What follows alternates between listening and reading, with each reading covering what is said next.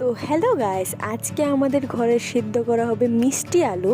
তো প্রথমেই আমরা মিষ্টি আলুগুলিকে ভালো করে ধুয়ে নিয়েছি, কারণ এগুলোকে অনেক মাটি থাকে। তারপর এটা আমি জলে এরকম দিয়ে দিয়েছি, তারপর একটু নুন দিয়ে ভালো করে তারপর এটাকে ঢাকনা দিয়ে এরকম আমরা আজকে উনুনেই সেদ্ধ করছিলাম এগুলি, কারণ তাহলে খুব ভালো লাগে খেতে, খুব মিষ্টি মিষ্টি লাগে। তারপর আমি দেখে নিচ্ছিলাম হয়েছে কি না।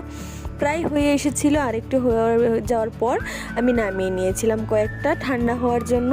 তারপর আমি এখানে আরও কয়েকটা সার্ভ করে নিয়েছিলাম, কারণ সবাই খাবে এখন একটু একটু করে, তার জন্য প্রথমেই আমি কয়েকটা নামিয়ে ঠান্ডা করে নিয়েছি। তারপর আমি একটা ভেঙে তোমাদের দেখিয়ে দিচ্ছি কত সুন্দর সেদ্ধ হয়েছে এটা।